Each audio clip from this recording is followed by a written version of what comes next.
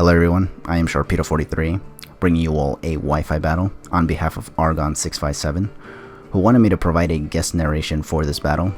This battle here is actually in, I believe an OU tier battle, given the mons that are on the displayed over there basically.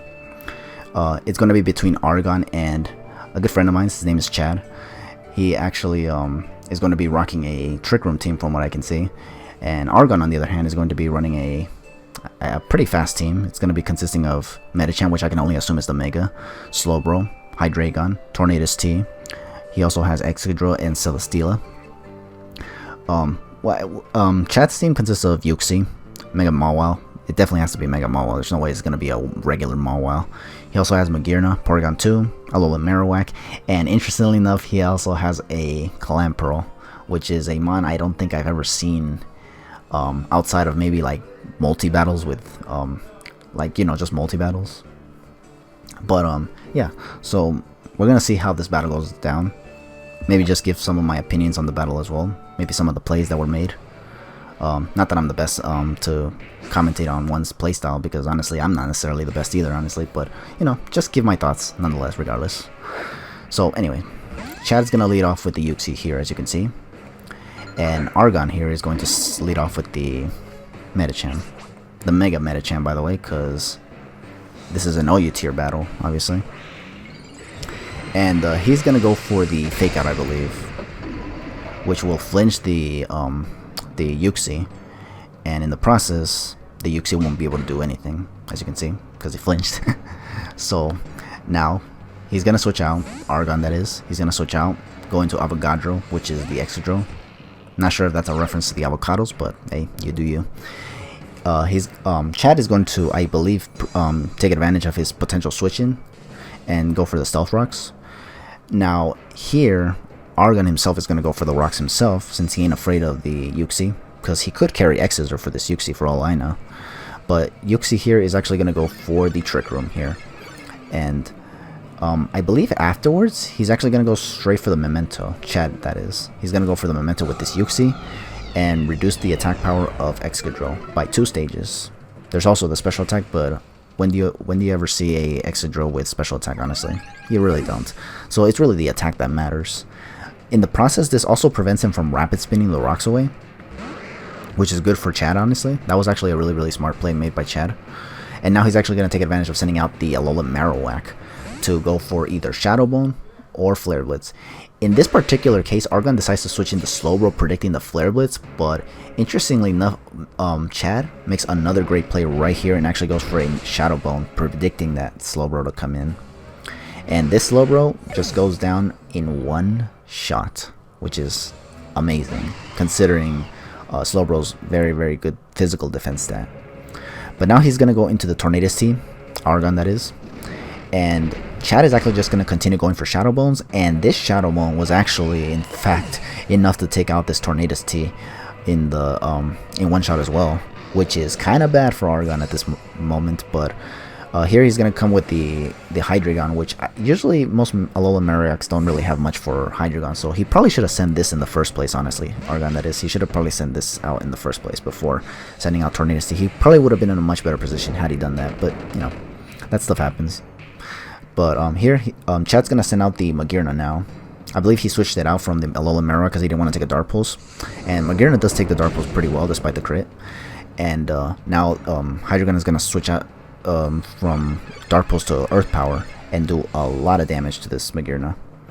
And I guess Argon is, like, he knows that this team might actually be a Trick Room team, which is why he probably stayed in to go for the Earth Power, because otherwise he would have probably gone down to the Dazzling Gleam. Who knows? Or maybe he just wanted to sack it and just get as much damage on the Magearna as possible for anything else to take it. I think this this Excadrill could have taken it out if the Magearna is not like a like shift gearing variant, but it's obviously not shift gear since it's Trick Room, obviously, given the team composition. But yeah, he's now going to send out this Excadrill now, and Chad is actually just going to keep going for this Flash Cannon for some reason. And he does get a crit on one of them, but it doesn't really do much. If I were Chad, I would have probably like gone for Aura Sphere here, but it doesn't seem like he has it, because he does go for one Flash Cannon, just trying to get damage, obviously, after getting the Trick Room up from the Hydreigon switch in. but he keeps continuously going for flash cannons here. In fact, I think this is the third flash cannon he's went on this Excadrill, which is really, really bad. This is bad for Chad because since he went 3 times for flash cannon towards this Excadrill, 3 turns of Trick Room have most likely passed by. I don't remember, but it was something like that. A lot of Trick Room turns were wasted in this part of the battle, which gave Argon the chance to not only rapid spin the rocks away from Chad's side, but also take out the Magearna with very little Trick Room turns left. So that's actually really bad for Chad. I think here there was only 1 turn of Trick Room left, and Chad had to take advantage of this 1 turn to actually send in Mawile, which is the Mega, by the way, mega-mawile. And he's actually gonna just go for the Fire Fang, I believe, just to take out this this Excadrill. Because yeah, mega-mawile, even with a 65 base powered move such as Fire Fang, while non-stab, can definitely take out a Excadrill in 2 hits. So now Argon is actually gonna send out the Celesteela here. I'm guessing to scare out Chad in the fact that he may have Flamethrower, which he does. But Chad is actually, interestingly enough, going to stay in regardless. Maybe because he is convinced he can take a Flamethrower or 2 from this Celesteela, and he stays in, goes for another Fire Fang, and is also going to be a 2-hit KO, which is very, very good for Chad. Although here, this is actually an unfortunate turn right here, but thinking that he would get knocked out by another Flamethrower, Chad actually decides to go for a Sucker Punch on the Celesteela.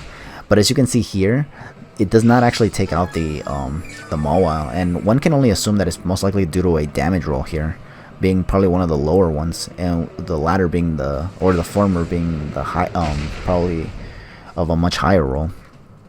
But yeah, then here, Chad decides not to go for Sucker Punch out of fear of maybe having like Leech Seed or something, I guess, and doesn't go for Sucker Punch obviously. So. And Argon's going to take advantage of that and just go for Heavy Slam and take out the mega-mawile, which is actually really, really good for Argon, actually. So now Chad's going to send out the Porygon 2 and get the download up, which raises his special attack, fortunately for Chad. But this Celesteela, being Celesteela, is going to go for Leech Seed and get a lot of its HP back via the leftovers and the Leech Seed, obviously. While Chad, on the other hand, having the Trick Room team that he has, is going to go for Trick Room again. So the rest of his mons that he has on the back of his team can try to put in work against Argon's team here. Now, because like most of us, we don't really like to get Leech Seeded a lot, so what Chad's going to do right here now is actually switch out so that he doesn't have that Leech Seed anymore, and he's going to go straight into the Clamperl, which Argon actually is going to go for Protect, I guess, assuming that he would probably stay in with the Porygon 2, or maybe he thought he would stay in with the Porygon 2, I don't know. But he does that and fails. He tries to go for another Protect here again, probably just wanting to see what this thing can do, honestly. But he probably was not aware that this thing could have Shell Smash, honestly, which is what Chad goes for on this Clamperl. And as a result, this Clamperl now is at +2 speed, attack, and special attack, I believe. Yeah, special attack. So now, this Clamperl is now going to go for, I believe, the Surf, which it does. And yeah, at +2, and the fact that Surf is stab on a water type like Clamperl, this is definitely going to take out the Celesteela. And Celesteela goes down as a result. But now, Chad is going to send out the mega-medicham, which is his penultimate mon. He doesn't, he's like, still got another mon on the back of his team.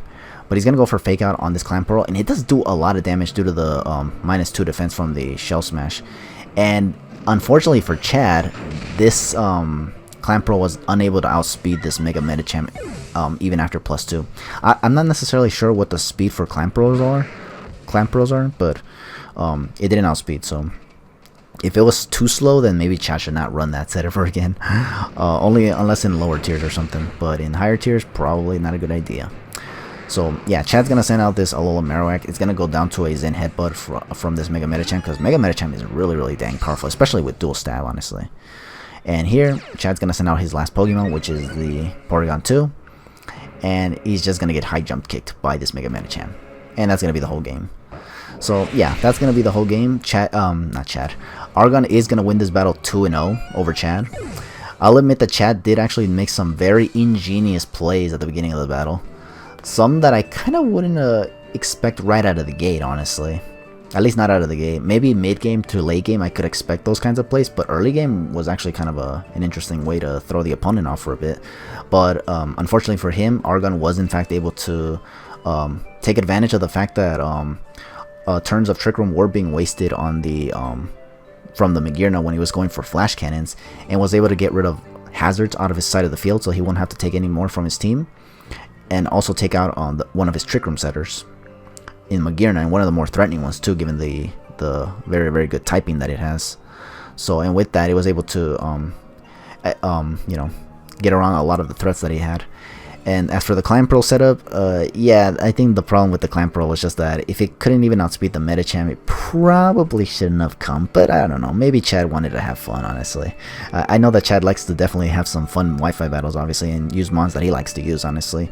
Even if it's on a very, very, like a very, I'd say, generic Trick Room team. Like, I think I've seen a lot of people use these Trick Room composition teams for Wi-Fi battles and whatnot.